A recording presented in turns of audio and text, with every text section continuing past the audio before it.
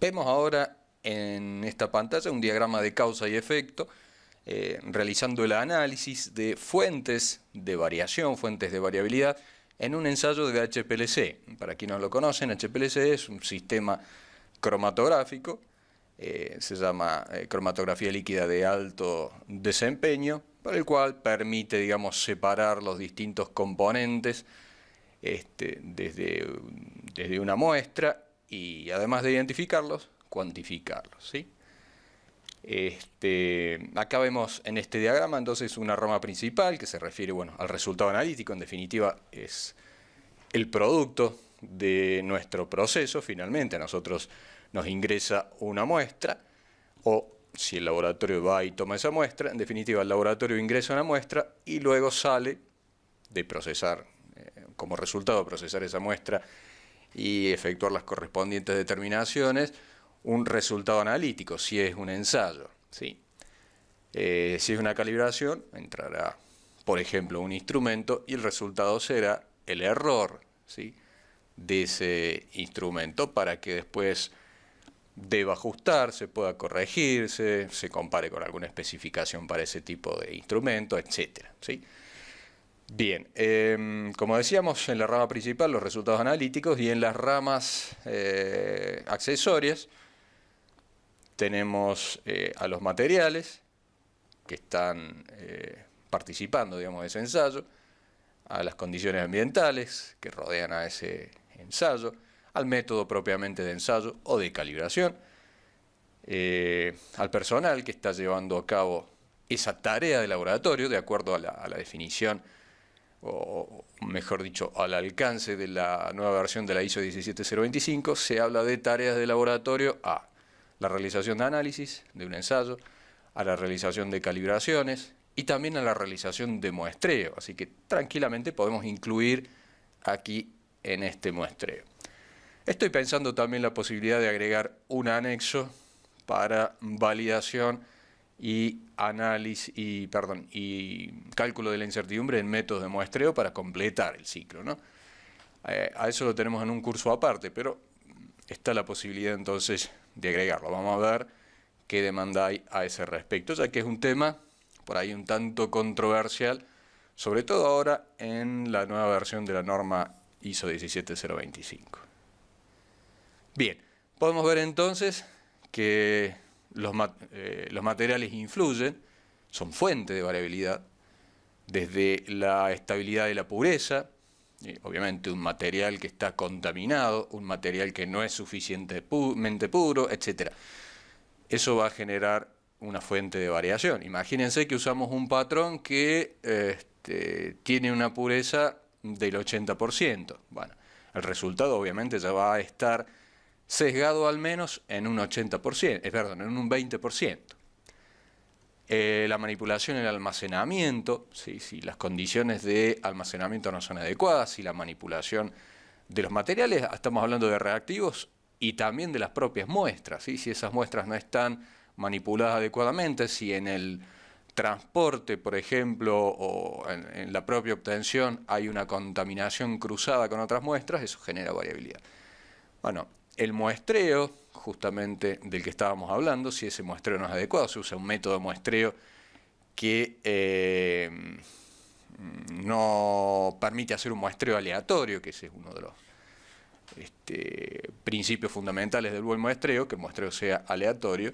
Si el muestreo no es aleatorio, ya mi resultado también va a estar sesgado. La contaminación de patrones, uso erróneo de materiales de vidrio, por ejemplo, la pipeta, usar una micropipeta.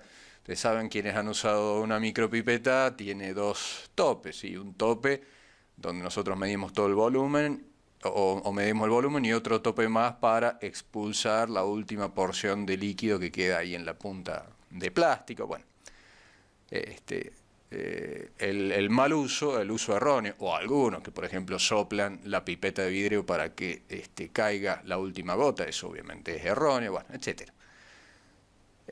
Como decíamos, también el transporte de reactivos y materiales, etcétera. Cuestiones ambientales como la temperatura del laboratorio y la humedad, luz, contaminación. La luz, a su vez, puede afectar o puede disminuir la potencia visual del operador, y obviamente al disminuir la potencia visual del operador puede que ese operador, cuando está manejando una microjeringa, por ejemplo, no vea bien, no vea adecuadamente y cometa algún error. Son todas fuentes, entonces, como decíamos, de variación, contaminación dentro del ambiente, partículas de polvo en el aire, bueno. Después cuestiones referidas al propio método, su robustez, que la fase móvil sea adecuada, la exactitud de la preparación de los estándares, interferencias de las matrices, complejidad también de los procedimientos, calibración, una cantidad inadecuada de patrones, por ejemplo, en lugar de calibrar con 5 puntos, como me indicaría, digamos, el procedimiento, yo calibro con 3 por una cuestión de tiempo, de ahorro, lo que sea. Todo eso va a generar variabilidad, ¿sí? La variabilidad es inevitable, ¿sí?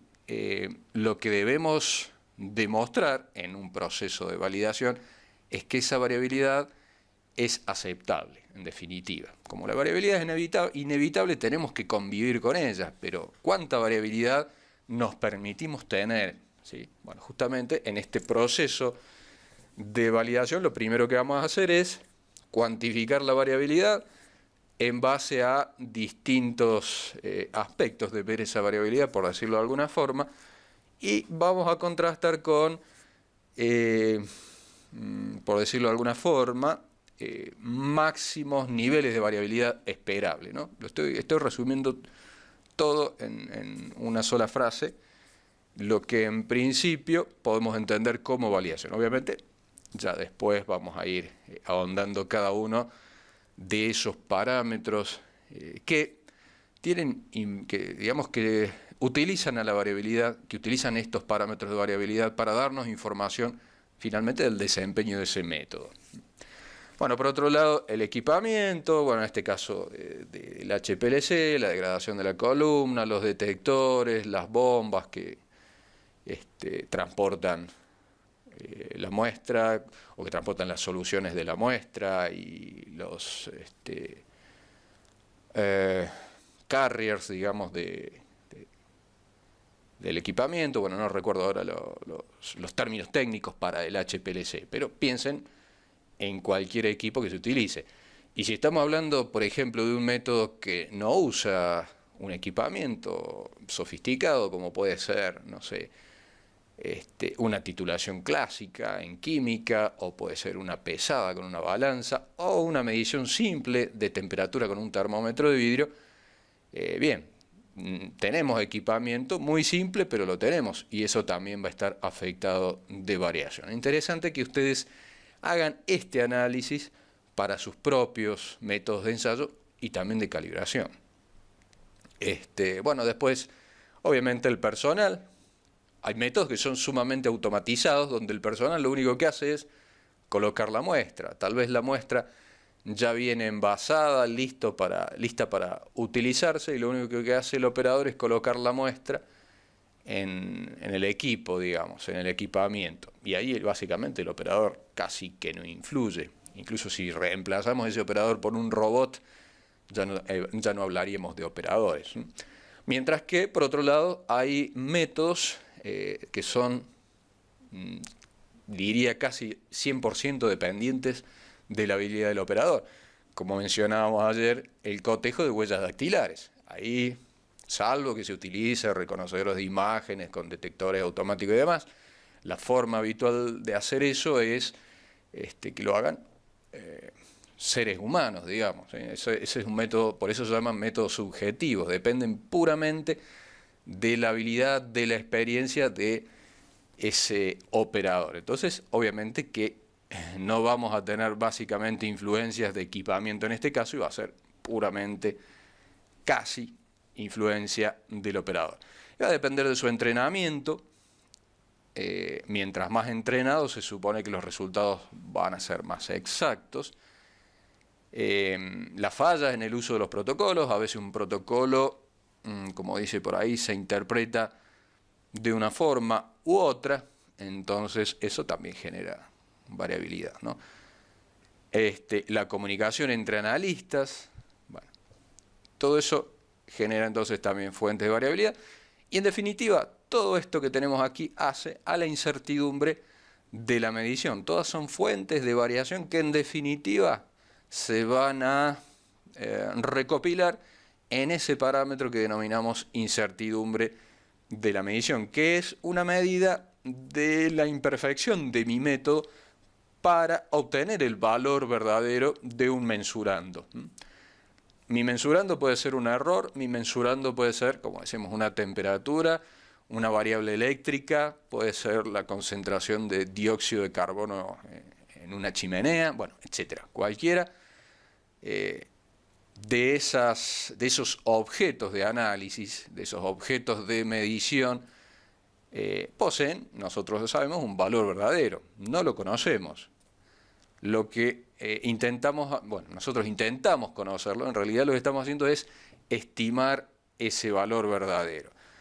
Como nuestros métodos son imperfectos, bueno, la incertidumbre viene a representar la imperfección de nuestro método. Mientras más incertidumbre, más imperfecto es nuestro método, menos capacidad tiene mi método para acercarme a ese valor verdadero. Ya vamos a mostrar un esquemita para eso. Bueno, hablamos ahí, colocamos un método de ensayo químico porque tiene muchas variables, ¿sí? Yo diría que prácticamente todas las variables están incluidos en los métodos químicos. Los métodos químicos quizás sean los más complejos en ese sentido, por eso es interesante explayar primero todos los detalles que tenemos y después de pronto bajamos un poco más a la realidad de otros métodos. Por ejemplo, un método físico, una medición de temperatura con un termómetro de vidrio. ¿Qué fuentes de variación tenemos ahí? Bueno, pensemos en el termómetro de vidrio, si nos retrotraemos al diagrama anterior, bueno, el propio método de medición de temperatura. No siempre una medición de temperatura, vamos a suponer que medimos la temperatura en un cuarto, ¿sí? En este cuarto donde yo estoy grabando este vídeo, vamos a suponer que es un cubo, y ese cubo está lleno de una atmósfera de aire, y hay gradientes de temperatura, desde el PC donde estoy, donde se genera calor, no sé, la lámpara eléctrica, distintos lugares, distintos rincones, por un lado hay una ventana, por otro lado hay una puerta, entonces hay toda una serie de gradientes de temperatura. Si mi mensurando es la temperatura de la sala, bueno, ¿cómo voy a hacer para medir esa temperatura? Tiene que haber un procedimiento que me dirá, coloque el termómetro en cada una de las esquinas, coloque el termómetro en el medio, haga en definitiva 20 mediciones de temperatura en un tiempo no mayor a 5 minutos. ¿Sí? Ese puede ser el procedimiento de medición de temperatura. Bueno, va a depender del tiempo que tarde, va a depender obviamente bueno, estamos hablando del método, ¿no? Va a depender del tipo de instrumento, va a depender también del operador, cómo lea ese termómetro, estamos hablando de un termómetro de mercurio en vidrio, ¿sí? Va a depender de cómo lo lea, un operador lo leerá de una manera, o un operador tendrá una vista más aguda que otro, bueno, etcétera. Bueno, la construcción de ese termómetro puede ser un termómetro con una resolución mayor que otro, termómetros de distintas resoluciones, con una escala más visible. Bueno, las cuestiones ambientales, bueno, acá estamos justamente midiendo temperatura, así que la temperatura es la variable que estamos, o el mensurando que estamos midiendo. La humedad probablemente no afecte. Acá la contaminación no va, polvo atmosférico tampoco. La luz sí puede afectar, digamos, respecto del operador que está justamente manejando ese termómetro. Bueno, materiales aquí no tenemos, etcétera. Entonces, piensen, por ejemplo, en aplicar un análisis de este tipo a sus propios ensayos o a sus métodos de calibración, ¿no? Si pensamos en un método de ensayo microbiológico, por ejemplo, el típico método de recuento microbiológico consiste en tomar la muestra que llega al laboratorio, hacer un submuestreo, es decir, si a mí me llega 1 litro, tomaré 10 mililitros de esa muestra, previamente tendré que homogeneizar, tomaré esa muestra, le agregaré o la sembraré en un medio de cultivo, después ese medio de cultivo lo dejaré incubando durante, no sé, 24 horas a una temperatura X, 24 horas más menos 2 horas a una temperatura X, y después voy a hacer el recuento. De nuevo, tendremos el método en sí, si yo tendré que hacer un solo cultivo, o podré hacer varios, o tendré que hacer diluciones. El medio de cultivo que voy a utilizar, la estufa que voy a utilizar, bueno, esto ya forma parte de lo que es el equipamiento, el entrenamiento de las personas para hacer los recuentos. Si el recuento es, si estoy contando, por ejemplo, colonias que son difíciles de distinguir, yo tengo mi colonia objeto y otras colonias que yo no deseo contar, y ambas son semejantes en cuanto a su morfología y demás. Bueno, puedo equivocarme al contar una colonia que en realidad no es, o al revés, en no contar una colonia que en realidad sí es mi microorganismo target. Bueno, eso va a depender también del entrenamiento del analista. Las condiciones ambientales, bueno, ahí sí son bastante importantes. No es lo mismo que una estufa de cultivo esté en un ambiente controlado que la estufa de cultivo esté en un ambiente no controlado. Puede haber incluso contaminación. Bueno, los laboratorios microbiológicos tienen una serie de condiciones que se deben cumplir y que son bastante más estrictas que en un laboratorio químico o un laboratorio físico de calibración convencional, ¿no? En cuanto a su esterilidad. Bueno, los materiales, el medio de cultivo, que puede estar probablemente contaminado, el uso incorrecto, por ejemplo, para medir volúmenes. Bueno, todo entonces método de ensayo o de calibración tiene sus fuentes de variación. Bueno, después tenemos los métodos cualitativos. Yo quiero determinar, por ejemplo, una determinada sustancia, si está presente o no en una matriz X, ¿sí?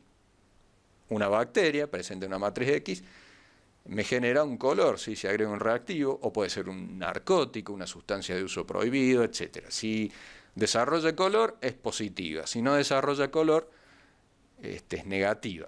Tiene una salida binaria.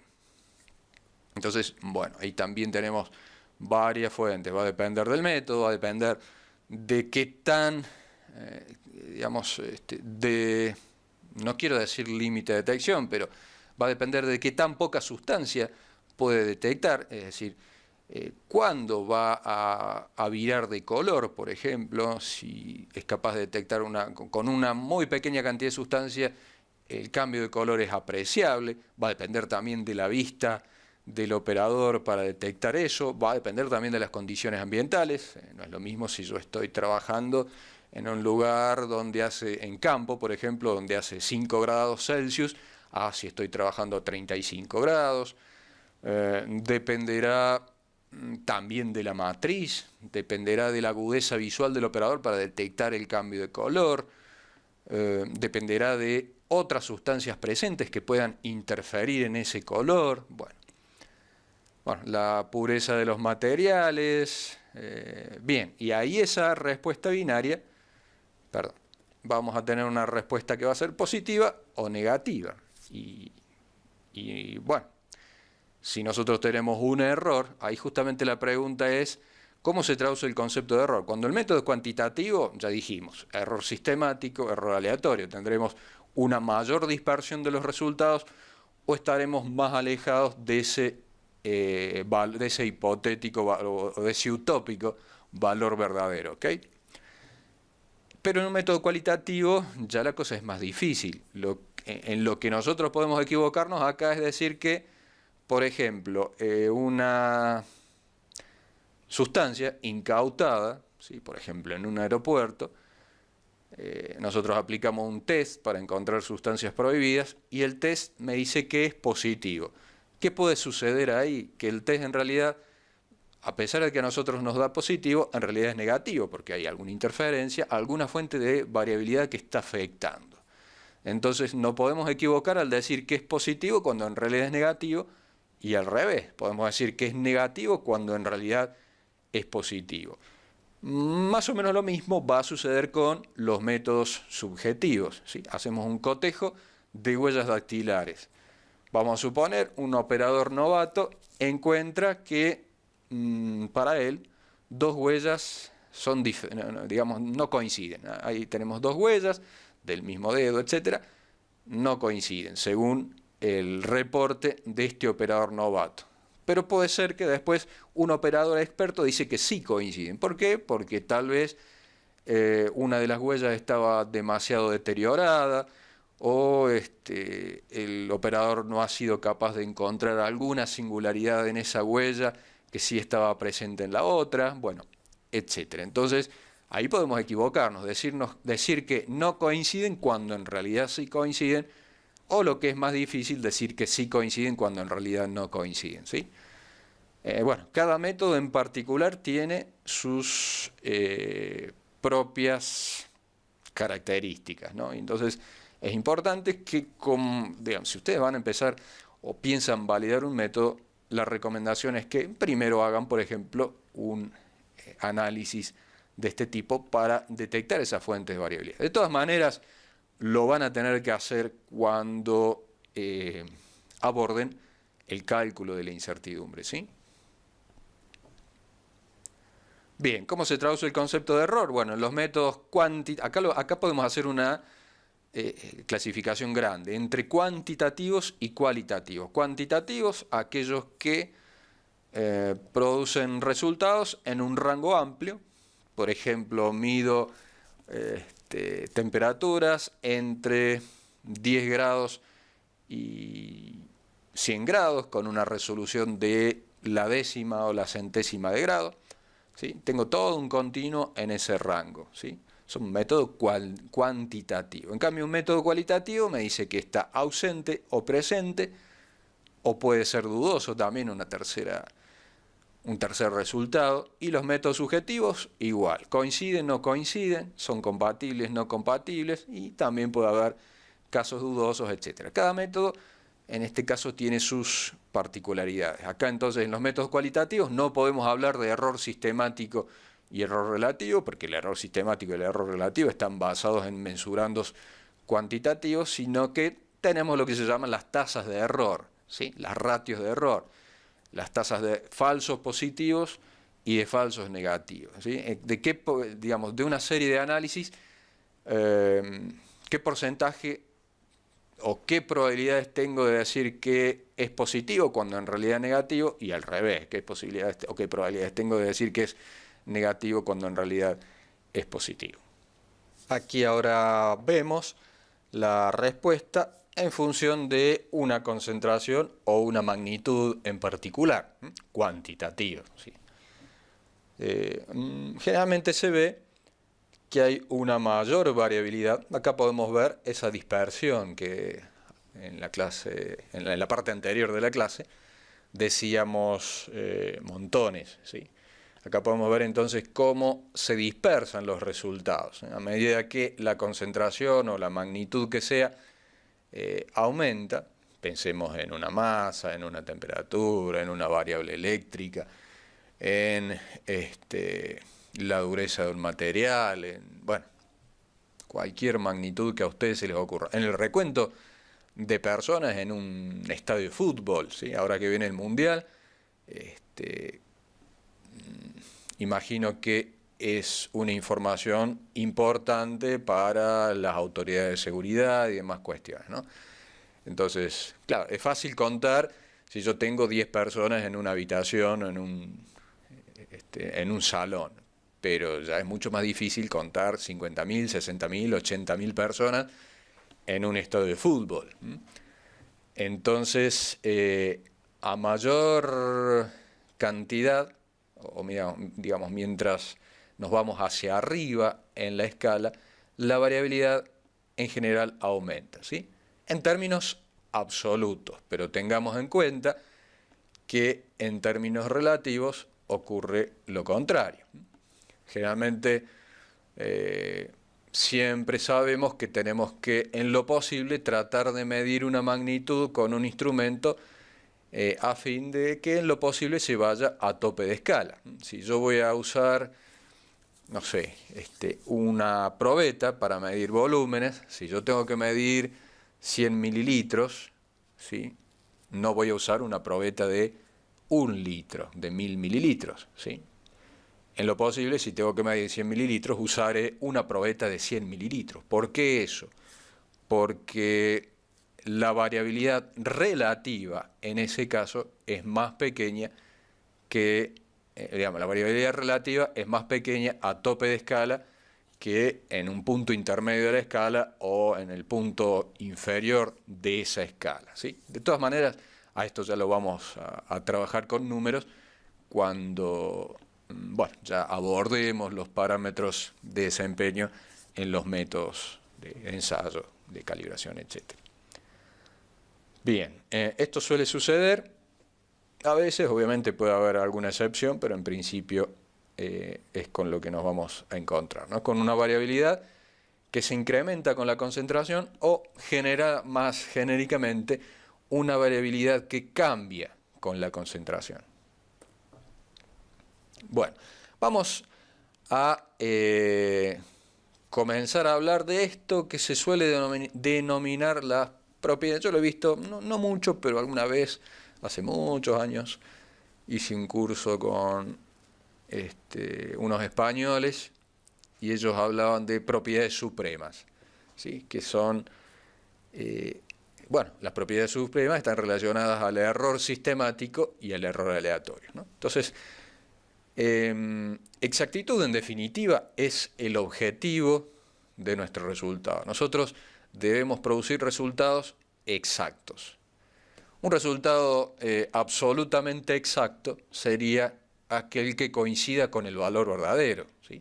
Si nosotros somos capaces de obtener el valor verdadero, cosa que es imposible, estaríamos informando un resultado absolutamente exacto. Pero eso en la práctica no existe. Por lo tanto, nosotros en definitiva vamos a llegar a, no me animo a decir un grado de exactitud, pero por lo menos una proximidad aceptable o una distancia aceptable respecto del valor verdadero. Entonces, bueno, vamos a la definición formal de exactitud de acuerdo al BIM, Vocabulario Internacional de Metrología, que es la proximidad entre un valor medido y un valor verdadero de un mensurando. El valor verdadero no lo conozco, entonces tengo que sustituirlo por un valor de referencia.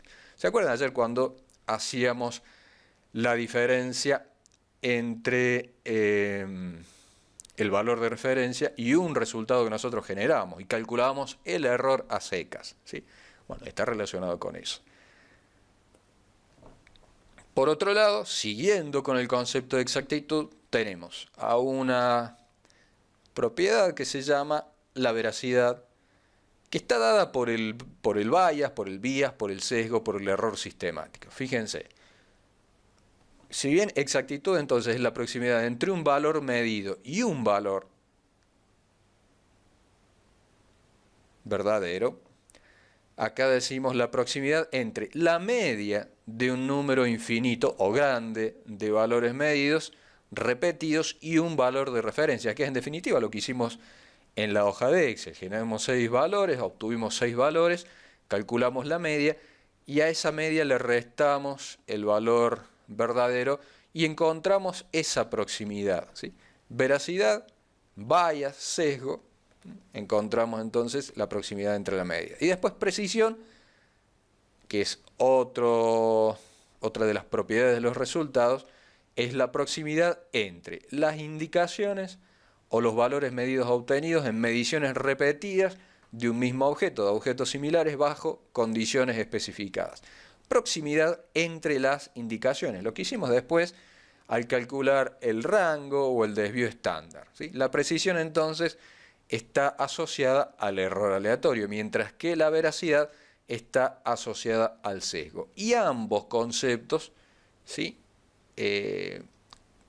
componen, por decirlo de alguna forma, el concepto de exactitud. Entonces, un resultado exacto es un resultado veraz y un resultado preciso. Un resultado veraz es aquel que tiene asociado un sesgo aceptable. Podemos decir un sesgo pequeño, pero ¿qué es un sesgo pequeño? Un sesgo pequeño es aquel que está por debajo de un máximo nivel aceptable, y obviamente lo contrario es un sesgo grande. Y lo mismo con la precisión. Para decir que un resultado es preciso, bueno, me tengo que comparar contra algo. ¿Preciso respecto de qué? Yo puedo tener un 1% de precisión, pero ¿esa precisión es baja o no? Y va a depender de un criterio ya establecido. Y ese es un poco el juego de la validación. Hacer un experimento para determinar precisión, hacer un experimento para determinar, cuando digo precisión, determinar el error aleatorio, hacer un experimento para determinar el sesgo y después verificar que ese sesgo es mayor o menor que un valor límite, y lo mismo con la precisión. Verificar que ese error aleatorio, bajo ciertas condiciones, es mayor o menor a un valor determinado. Y eso es, en pocas palabras, en definitiva, la validación de un ensayo, de un método de calibración, ¿sí? Y también del muestreo, ¿sí? Estamos incluyendo ahora el muestreo. Pero no me quiero meter por ahora en eso. Entonces, bueno, ayer hicimos repeticiones de 6 mediciones hipotéticas de temperatura. Bien, de esas mediciones hipotéticas de temperatura, yo no dije cómo las obtuve.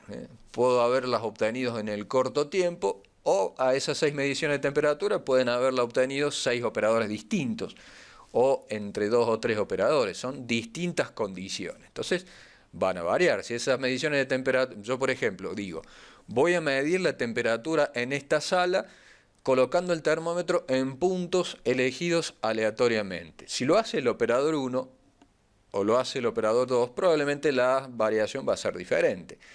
O si a esos 6 puntos lo hacen 6 operadores distintos, seguramente la variación va a ser diferente. Bien, entonces la exactitud, el concepto de exactitud está comprendido por el concepto de precisión y por el concepto de veracidad. Busquen en el vocabulario internacional de metrología. Yo no lo voy a hacer por una cuestión de tiempo, si no se nos va a ir el tiempo buscando, ¿no? Pero tengan como ejercicio saludable usar el BIM para sacarse las dudas y comprender todos los conceptos, ¿no? Tengan en cuenta que el BIM se va actualizando. La última actualización fue la del 2012, así que probablemente en algún momento cambia o se corrige algo. Bien, entonces, insisto, cuando decimos que un resultado es exacto, es un resultado que es preciso y veraz.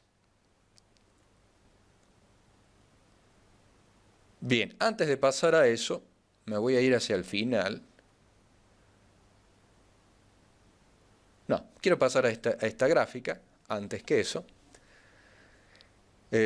A veces, dependiendo de las distintas clases, yo coloco las diapositivas en un orden, a veces sigo ese orden, a veces no. Entonces, eso depende cómo uno va desarrollando la clase. Uno planifica la clase de una forma, pero a veces van hacia otro lado. Esa es la variabilidad de una clase. Uno nunca da exactamente la misma clase, ¿sí? Entonces, también hay una variabilidad en todos los órdenes de la vida. Por ejemplo, a mí siempre me gusta decir, cuando uno va a reunirse con alguien, ¿sí?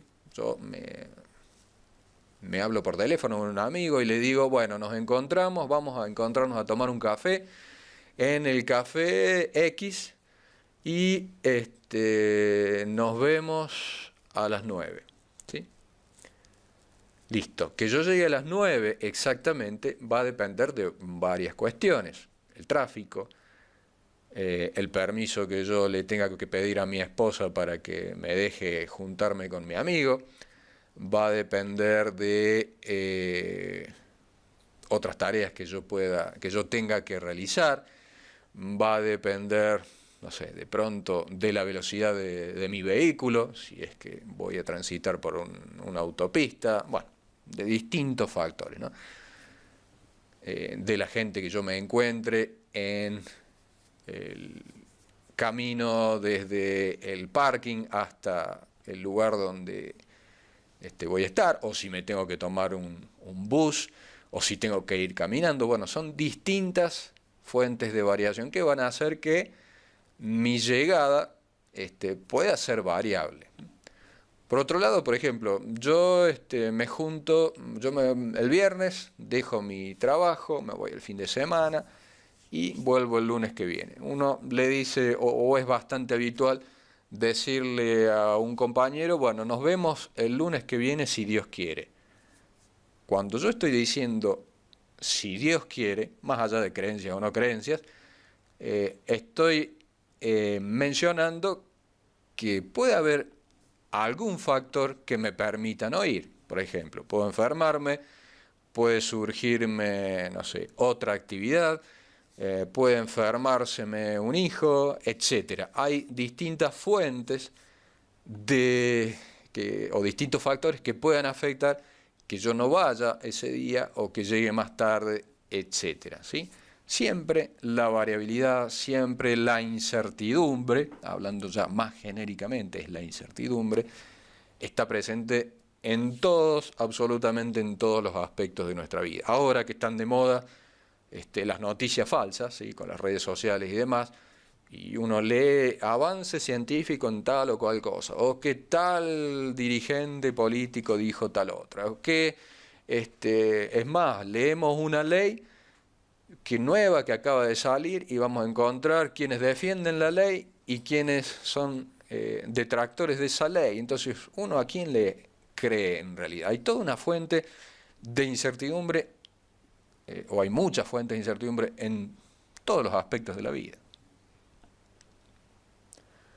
Bien, yo me voy por las ramas. Bajando entonces, siguiendo con errores, aquí tenemos entonces un esquema. Este gráfico lo habíamos visto para explicar lo de los montones y demás.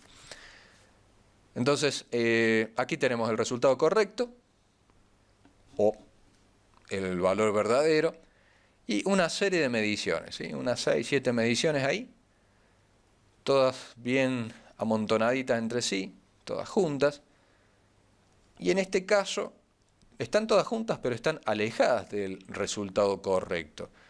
Podemos decir que el resultado es no veraz. ¿Por qué? Bueno, ¿cuál es el criterio acá que yo voy a utilizar? Bueno, puedo hacer un cálculo de probabilidad, eso lo vamos a aprender después en estadística. Vamos a hacer algunos ejercicios para calcular la probabilidad, pero la probabilidad de acá de que con nuestras mediciones obtengamos el valor verdadero es muy baja. ¿Sí? Si nosotros volvemos a generar mediciones, las mediciones se van a ir amontonando, entre comillas, en esta montañita, ¿sí? En este cúmulo de datos. Van a ir ocurriendo en esta parte, en esta zona de ese eje. Van a ir ocurriendo en esta zona de ese eje. Y la probabilidad de que uno de estos puntos sea el valor verdadero es bastante baja. Es, digamos, casi que remota. Por eso, si hacemos un cálculo de probabilidad, vamos a encontrar que la probabilidad es del 0,0001%. Una probabilidad baja. Y nosotros como criterio podemos decir, no, queremos que la probabilidad mínima sea del 1%, por ejemplo, o del 5%, que ya vamos a usar bastante eso. Entonces, podemos, en base a ese criterio, decir que estos resultados son no veraces. ¿Por qué no veraces? Porque la proximidad entre la media de un número infinito, pero un número grande de mediciones, no es suficiente, digamos. Podemos decir que la proximidad está bastante grande. Baja, quiero decir.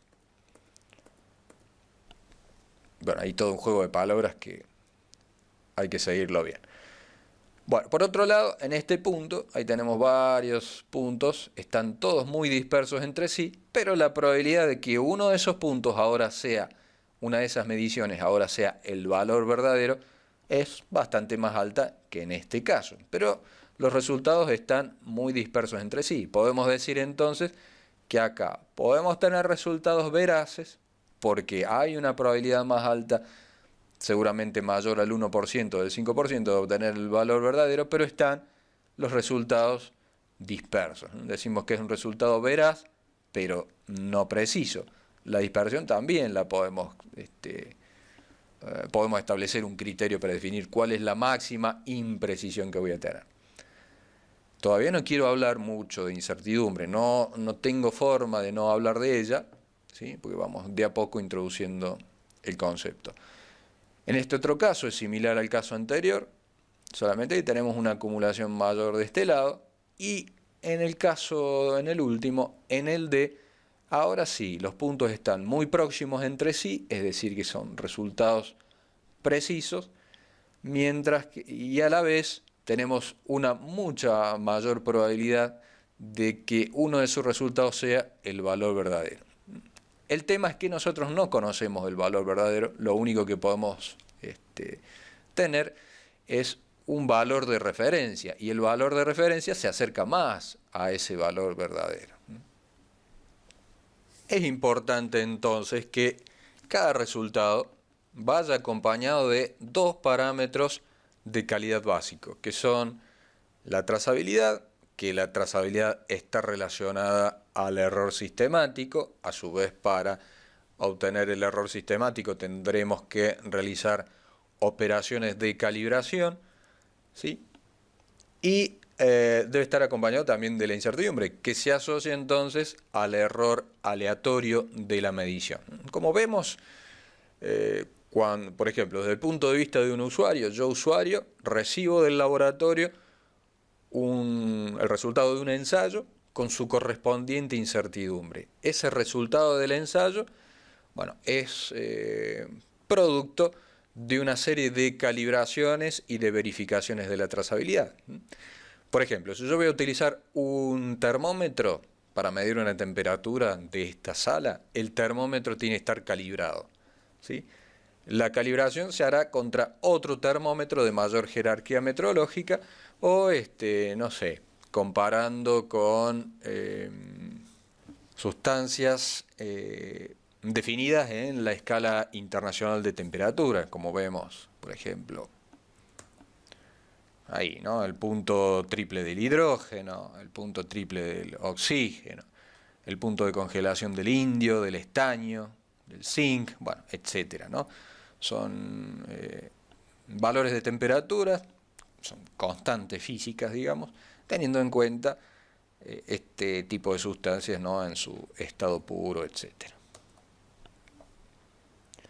Bien, entonces con mi termómetro ya calibrado voy a proceder a utilizarlo en el marco de un método para medir la temperatura de un espacio en 3 dimensiones, etcétera, ¿sí?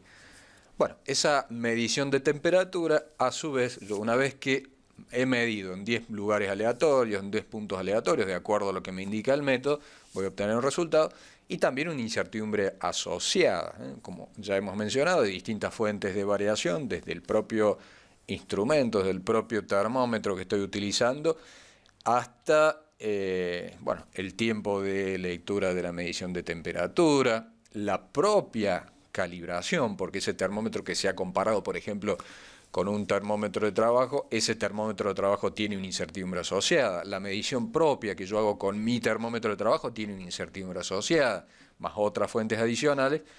En total, todas esas fuentes de variación se combinan para darme la incertidumbre de la medición de la temperatura de este cuarto de acuerdo a ese método, ¿ok? Lo mismo si yo, por ejemplo, en un método químico, en el que habíamos visto recién el instrumental en el HPLC, voy a tener que calibrar el instrumento, tendré que utilizar una balanza, por ejemplo, para pesar la muestra, que también debe estar calibrada.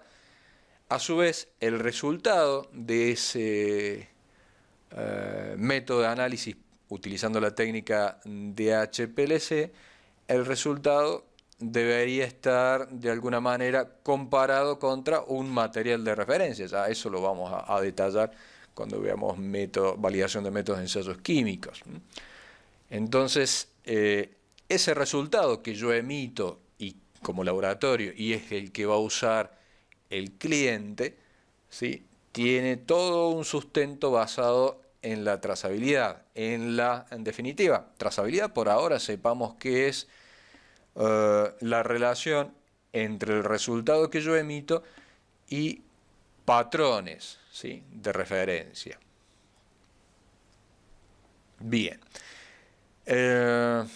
Trazabilidad es sinónimo de rastreabilidad, es sinónimo de un camino ininterrumpido, ¿no?, de comparaciones en este caso. Ya lo vamos a definir bien formalmente. O si quieren adelantarse, pueden encontrar ahí las definiciones en el BIM, ¿sí?, en la publicación del BIM.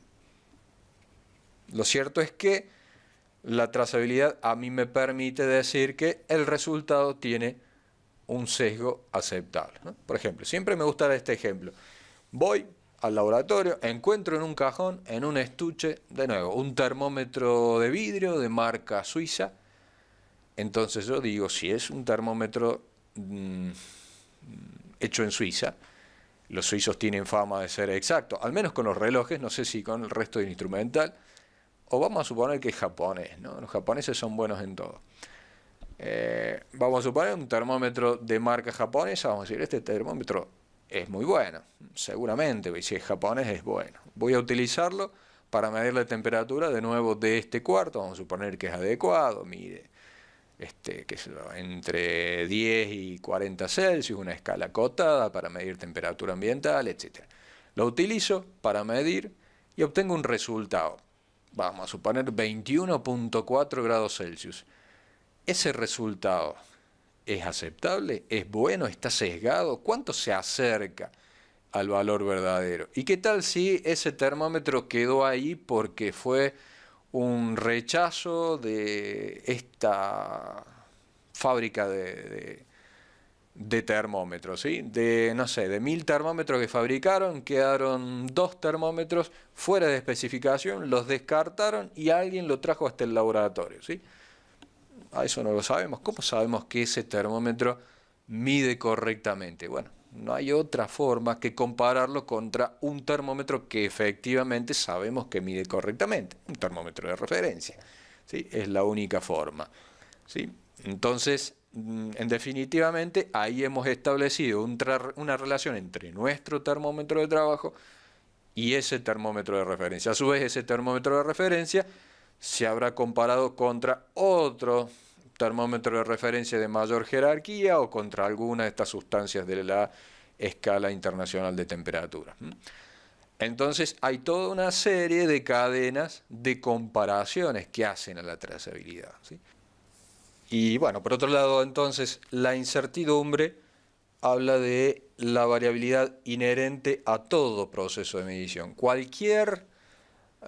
Si es un método simple, como una medición de temperatura, o si es un método complejo, como el que veíamos de HPLC, tenemos una serie, si es un método complejo, tenemos varias etapas en ese proceso de medición.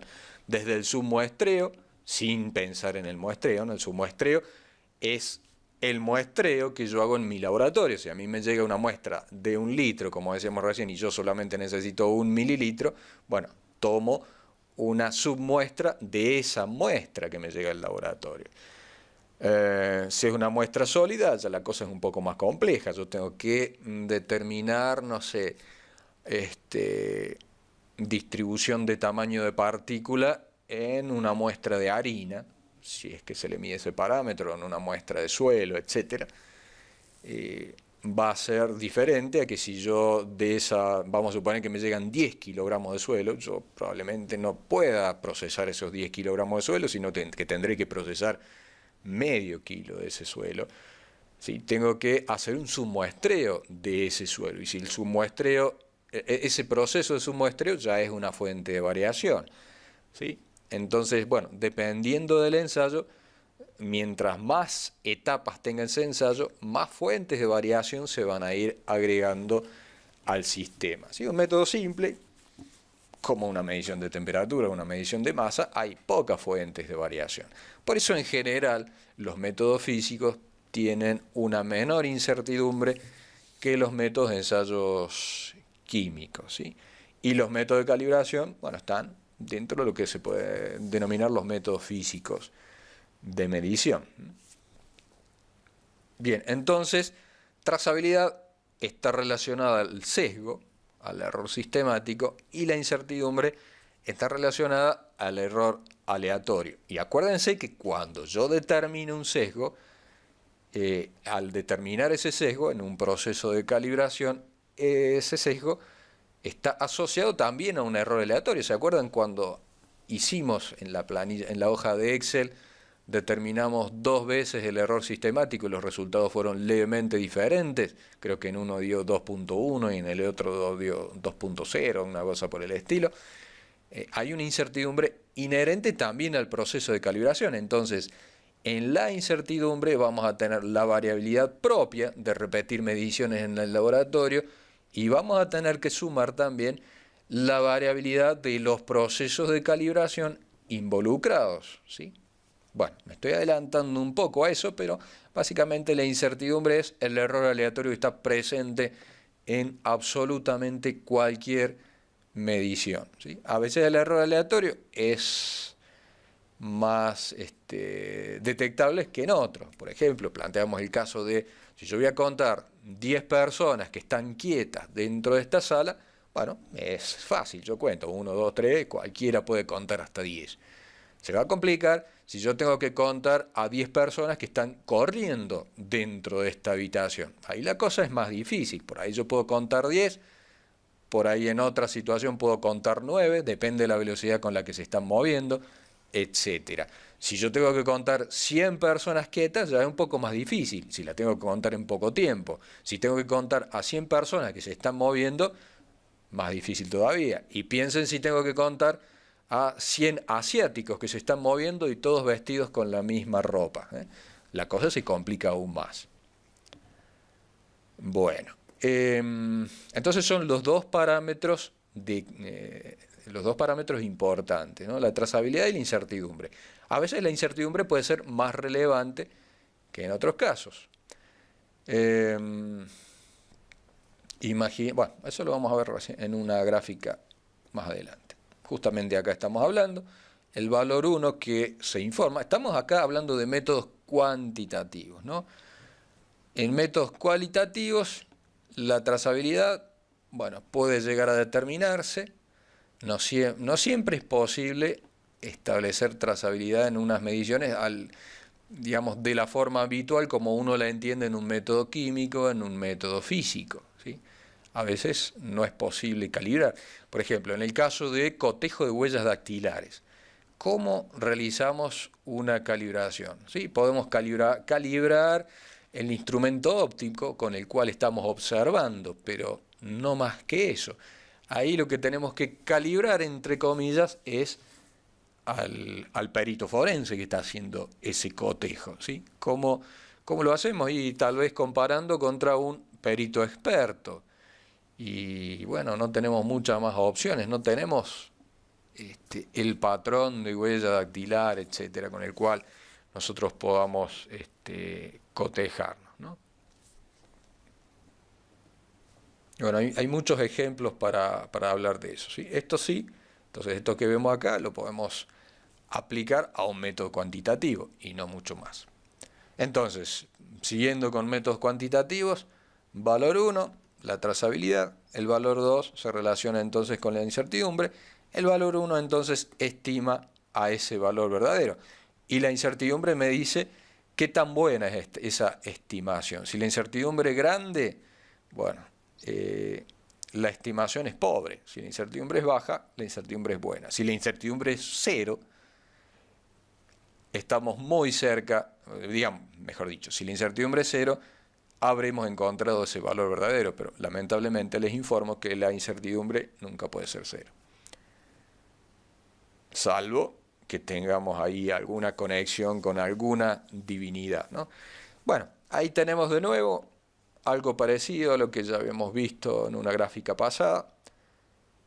El montón de datos, ¿sí?, que tienen esta forma de campana que nosotros dentro de unos minutos en la próxima clase le vamos a llamar distribución de probabilidad, que es ni más ni menos que el montoncito de datos que se van acumulando, ¿sí?, donde tengo una mayor probabilidad o una mayor cantidad de datos hacia acá, hacia el centro, y que coincide con la media. Este es mi montoncito de datos. El punto rojo es el valor verdadero, y parecido al esquema que habíamos visto recién, yo obtengo un punto azul, otro punto azul. La probabilidad de que un punto azul coincida con el punto rojo es muy baja. Entonces tengo un sesgo significativo, ¿sí?, porque la probabilidad es bastante baja. Esto, imagínense un termómetro que me está midiendo. Imagínense ese termómetro japonés que yo encontré en el cajón de mi laboratorio, en un cajón de mi laboratorio, ahí abandonado, en un estuche, todo muy lindo. Y yo estoy midiendo solamente con el criterio de que es japonés. Eso obviamente no tiene nada de científico, ¿sí?, porque puede ser, como decíamos, un termómetro que fue rechazado en el proceso de producción porque no cumplía con una especificación, ¿eh? Entonces eso de que sea japonés no me dice nada. Los japoneses serán japoneses, pero también tienen un grado de imperfección. No tanto como los latinos, pero tienen un grado de imperfección. Bueno, no nos tiremos tampoco tan abajo, porque los japoneses cuando vienen a América Latina después no se quieren volver. Por algo será. Bueno. Entonces tenemos un sesgo significativo. Vamos a suponer que es ese termómetro, que no tenemos información meteorológica, por lo tanto, sin saberlo, probablemente vamos a estar generando resultados que están sesgados. Mientras nosotros no calibremos ese termómetro japonés, no vamos a saber si nuestro sesgo es significativo o no. Vamos a suponer que hacemos mediciones y lo usamos de rutina, etcétera, porque no sabemos nada de meteorología, y de pronto viene alguien y nos dice, pero ese termómetro no podés estar utilizándolo sin calibrarlo, necesitas calibrarlo. Bueno, lo llevamos al laboratorio, lo calibramos, etcétera, y resulta que ahora nos encontramos con esto, de que los resultados están efectivamente sesgados, ¿no? Nos encontramos con esto que tenemos ahí, ¿sí?, el valor verdadero materializado por un termómetro de referencia nos dice que los resultados están alejados, ¿sí? Bueno, eso significa que es un resultado sesgado, un resultado inexacto. Bien, ¿qué hacemos? Bueno, nos dice, sí, tu termómetro está midiendo siempre 1.5 grados Celsius de menos. Entonces, cada vez que medimos, como un termómetro de mercurio en vidrio, no podemos modificar la escala, no podemos hacerle un ajuste si fuese un termómetro digital, etcétera, lo que hacemos es corregir la lectura. Por eso muchas veces aparece en el certificado de calibración como corrección. Entonces cada vez que medimos tenemos que sumarle 1.5, no me acuerdo cuánto dije, 1.2 vamos a suponer. Cada vez que medimos tenemos que sumarle 1.2 grados Celsius, ¿sí? Bueno, eso es lo que hacemos aquí debajo. Corregimos los resultados para que ahora sí la probabilidad de obtener el valor verdadero sea aceptable. Entonces, en este caso, estamos obteniendo un resultado veraz. Pero para obtener un resultado veraz, tuvimos que calibrar, tuvimos que establecer la trazabilidad al sistema internacional de unidades, que en este caso, bueno, el grado Kelvin, etc. Bueno, acá está la definición entonces de trazabilidad. Es la propiedad de un resultado de medida por la cual el resultado puede relacionarse con una referencia. Si nosotros no podemos relacionar el resultado con una referencia, no tenemos trazabilidad y no conocemos el sesgo. Lo que nosotros necesitamos es conocer el sesgo. Si es significativo o no, bueno, ya es otra historia.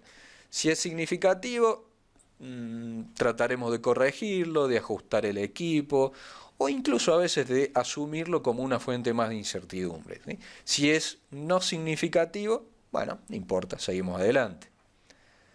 Pero ya sabemos ya conocemos del sesgo. Entonces no podemos pasarnos por la vida midiendo con instrumentos que no están calibrados, ¿sí? O que a veces han sido calibrados. Por ejemplo, yo calibré mi termómetro de vidrio y pasaron, qué sé yo, 20 años de la última calibración. Yo no sé si ese termómetro de vidrio, bueno, difícilmente un termómetro de vidrio se vaya a modificar demasiado. Yo, la verdad, no.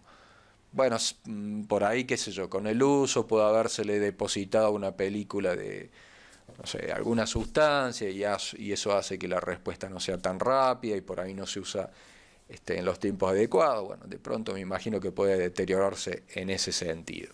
O alguna falla de construcción que pueda tener alguna pérdida ahí de vacío, etcétera. Bien, entonces, volviendo, trazabilidad de propiedad de un resultado de medida por el cual el resultado puede relacionarse con una referencia mediante una cadena ininterrumpida. Ahora, si yo calibro mi termómetro de trabajo con un termómetro de referencia, el cual también hace 20 años que no se calibra, bueno, también hay una cadena ininterrumpida. Los instrumentos tienen su vida de uso, ¿no? Un termómetro, bueno, ya es como más estable, pero si pensamos en un multímetro, si pensamos en una balanza que se calibra con pesas, donde las pesas se van deteriorando con el uso, si pensamos en un durómetro, si pensamos, no sé, en cualquier magnitud que a ustedes se les ocurra, bueno, tenemos que entonces mantener esa cadena ininterrumpida y documentada de calibraciones. Porque supongamos que, volviendo al ejemplo del termómetro japonés, encontramos el termómetro japonés y no tenemos idea de la calibración. De pronto viene un compañero y dice, mira, yo acá encontré el certificado de calibración de este termómetro que se le hizo el año pasado. Bueno, ya la cosa cambia. No es lo mismo tener solamente el termómetro en su estuchito a tener el termómetro y el certificado de calibración que nos dice. Porque la trazabilidad no es una propiedad física que uno pueda determinar con un instrumento, ¿sí? Es una propiedad física que, perdón, es una propiedad metrológica que uno demuestra con un documento, ¿sí? Yo no tengo forma de saber que ese instrumento ha sido calibrado si no es con la documentación que lo asegura. Entonces, una cadena ininterrumpida y documentada de calibraciones, cada una de las cuales contribuye, a la incertidumbre de la medición. Entonces, cada vez que yo calibro, obtengo un error sistemático y ese error sistemático tiene asociada una incertidumbre. Por lo tanto, si es una cadena, ustedes piensen que la balanza, por ejemplo, que yo estoy utilizando en el laboratorio, ha sido calibrada con pesas adecuadas para esa balanza. A su vez, esas pesas han sido comparadas con otras pesas de mayor jerarquía y con otras pesas de mayor jerarquía ya a nivel nacional y con otras pesas ya de mayor jerarquía a nivel internacional hasta llegar al kilogramo patrón que está en Sèvres, en Francia. Hay toda una cadena de comparaciones. En cada una de esas comparaciones se ha obtenido un sesgo. Y cada uno de esos sesgos tiene asociado su incertidumbre. Entonces, yo que estoy abajo, en el último punto de esa escalera o de esa cadena de trazabilidad, cada vez que yo peso y cada vez que informo la incertidumbre de esa incertidumbre pesada tiene la incertidumbre de la primera comparación que yo hice, la segunda comparación que se hizo, quien calibró las pesas con las cuales se compararon mi balanza, a su vez esas pesas que se compararon con otras pesas, ahí hay otra comparación, etcétera. Toda esa incertidumbre se va arrastrando, ¿no? Bueno, me fui demasiado, ya vamos a hablar de nuevo de incertidumbre con algunos gráficos que están preparados, pero para más adelante. Bien, y la calibración es eso, básicamente es la obtención del sesgo, de ese error sistemático, ¿no? Es simplemente eso, no confundir. Si se fija también el vocabulario internacional de metrología, ahí habla, creo que dice no confundir con ajuste o algo por el estilo. Calibración es, entonces, la operación que bajo condiciones especificadas establece, en una primera etapa, una relación entre los valores y su incertidumbre de medida asociados obtenidos a partir de patrones de medida y las correspondientes indicaciones con sus incertidumbres asociadas. Y entonces, en esa primera etapa, establece ese error sistemático entre lo que me establece el patrón de referencia y lo que me indica, por ejemplo, un instrumento. Ahí establece ese error. Y tiene en cuenta, como dice en ese primer párrafo, la incertidumbre tanto asociada al patrón como la incertidumbre asociada, por ejemplo, al instrumento.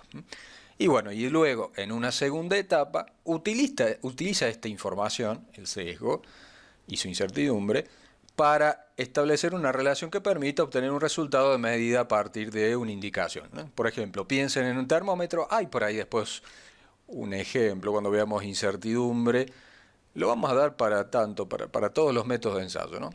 Cuando veamos introducción e incertidumbre dentro de estas 3 semanas que dura este módulo.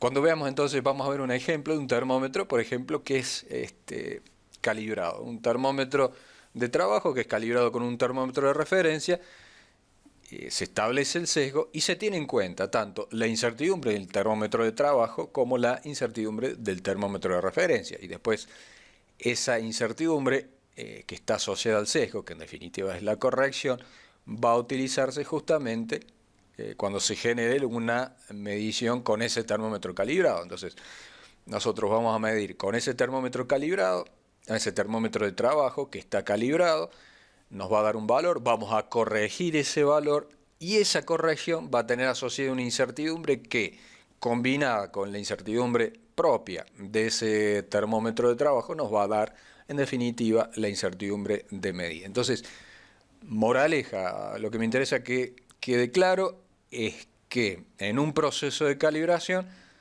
se genera un sesgo y también la incertidumbre asociada a ese sesgo. Si después nosotros vamos a utilizar ese instrumento calibrado para obtener mediciones, nuestras mediciones van a tener asociada una incertidumbre y esa incertidumbre va a ser una combinación de la incertidumbre propia de mi proceso de medición más la incertidumbre de la calibración. Van a estar combinadas matemáticamente. No es exactamente una suma, sino que es más bien una suma cuadrática de incertidumbres o de incertidumbres relativas. Bueno, eso ya después lo vamos a ver en incertidumbre, cuando nos vayamos introduciendo en ese tema.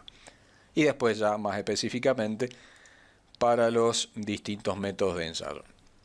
Hablando de Roma, de la incertidumbre, es un parámetro no negativo que caracteriza la dispersión de los valores atribuidos a un mensurando a partir de la información que se utiliza.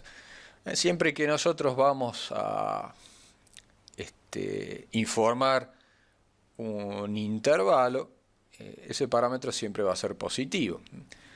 La incertidumbre, como veíamos recién en una diapositiva anterior, se expresa con un más menos. Esto significa que un intervalo completo se expresa con 2 semi-intervalos, ¿sí? 2 semi-intervalos conforman un intervalo.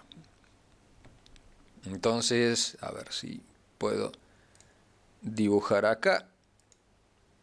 Por ejemplo, yo voy a tener el valor informado, x, y voy a sumarle un semi-intervalo hacia la derecha y un semi-intervalo hacia la izquierda. No significa que cuando yo estoy restando, el menos aquí, cuando yo estoy restando estoy hablando de un parámetro negativo, no, en realidad estoy agregando un semi-intervalo hacia la derecha y un semi-intervalo hacia la izquierda. Los 2 semi-intervalos conforman un intervalo. Un rango de valores donde yo en principio puedo hallar ese valor verdadero. Entonces, volvemos a la definición. Parámetro, vuelvo al puntero. Parámetro no negativo que caracteriza la dispersión de los valores atribuidos a un mensurando. Ese parámetro entonces me caracteriza la dispersión de los resultados, ¿sí? Y en esa dispersión yo tengo todas las fuentes de variabilidad de mi proceso de medición. Entonces, había una definición antigua que decía que la incertidumbre, no recuerdo exactamente el texto, pero afirmaba que la incertidumbre era un intervalo donde yo podía encontrar el valor verdadero con un determinado grado de probabilidad, ¿sí? Esa definición se abandonó y ahora se usa esta que es, digamos, un poco más genérica. Pero en principio yo puedo suponer, o mi cliente puede suponer, que en el intervalo que me están informando puedo hallar el valor verdadero, ¿sí? En realidad es eso.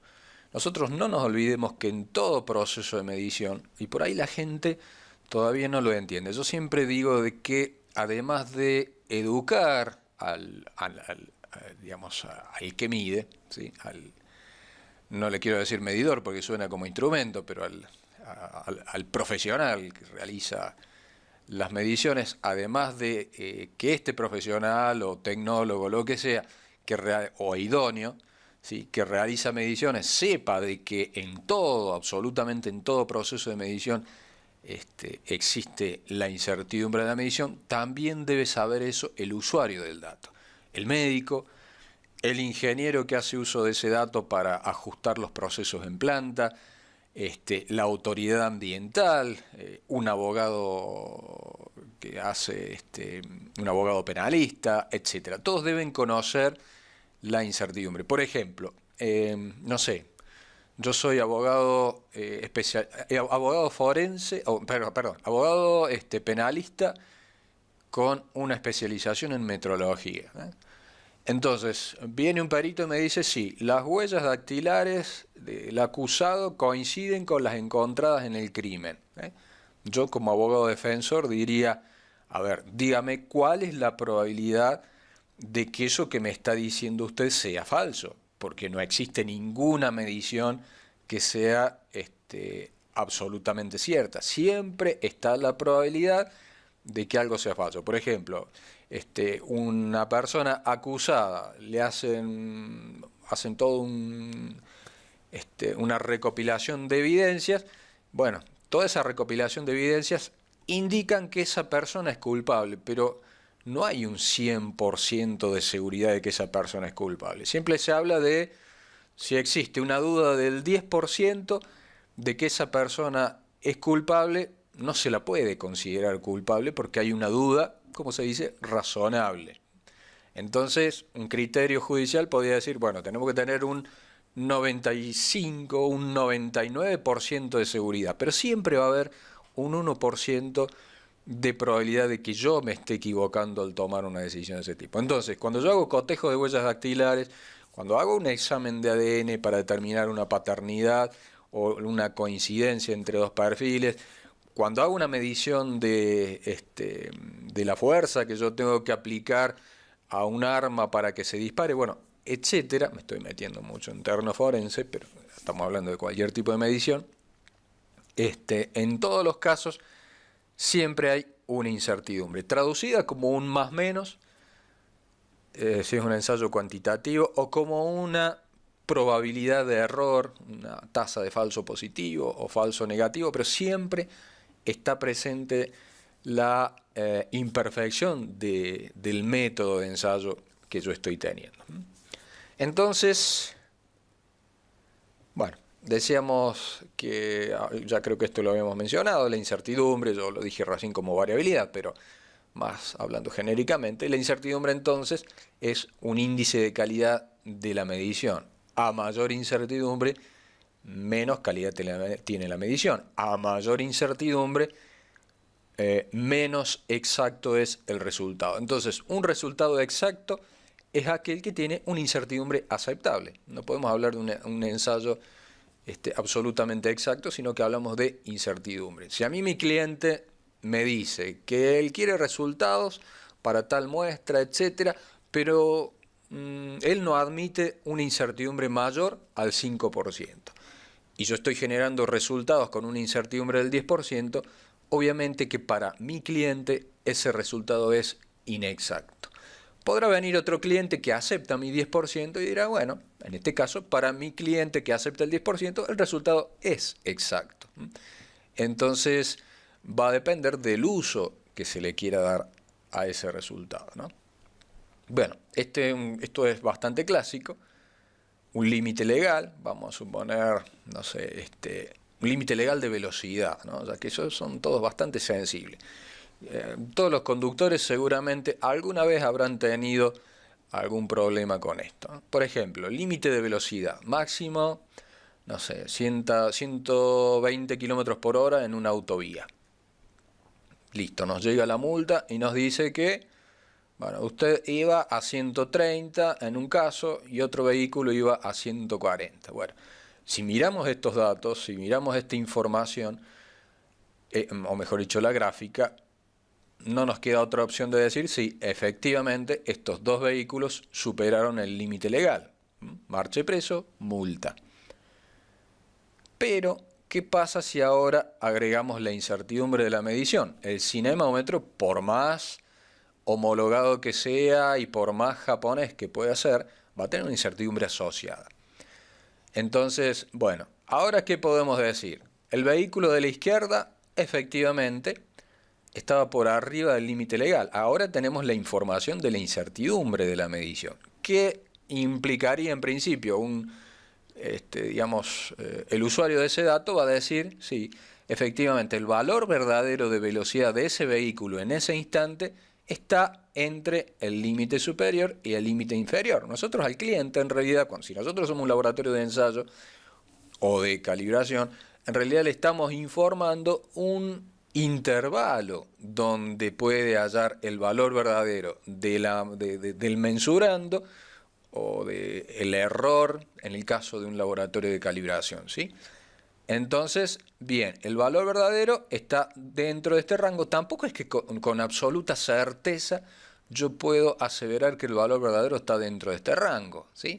En general suele ser un 95% de certeza. Siempre hay un 5% de no certeza de que el valor esté realmente ahí. De eso ya lo vamos a ver cuando nos especifiquemos en ese tema. En el caso del vehículo 2, bueno, la incertidumbre, esto vamos a suponer que ha sido obtenido con otro instrumento, ya no es japonés, vamos a suponer que es de otra nacionalidad, no vamos a herir sensibilidades. Vamos a decir que es argentino, que a nosotros los argentinos nos gusta castigarnos y hablar mal de nosotros mismos. Entonces vamos a suponer que con este otro cinemómetro se midió la velocidad y ahora el valor verdadero está dentro de este rango. El valor verdadero puede estar acá a la mitad o puede estar aquí debajo, ¿sí? Entonces, efectivamente acá se plantea una duda. Aquí yo puedo recusar y puedo ir al tribunal de faltas o a cómo se llama en los distintos países o ciudades y reclamar, no, mire, señor, yo no iba en realidad por arriba de 120 kilómetros por hora, iba por debajo.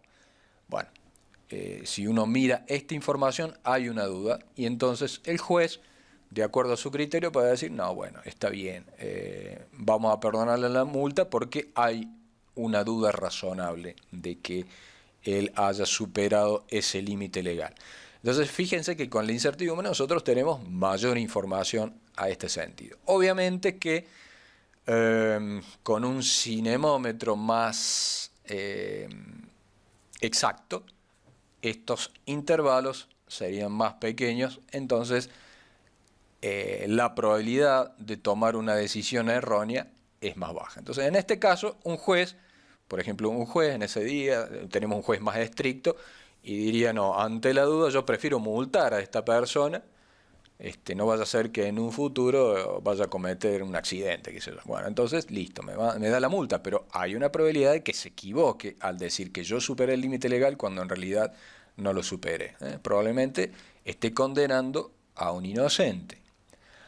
Ahora, ese error en la decisión puede disminuirse si yo utilizo un cinemómetro más exacto, con una incertidumbre más pequeña. Entonces ahí sí, si la incertidumbre hubiese sido como la del cinemómetro de la izquierda, entonces en ese caso, bueno, sí, no hay, o la duda es mucho más pequeña respecto de que yo supere efectivamente ese límite legal.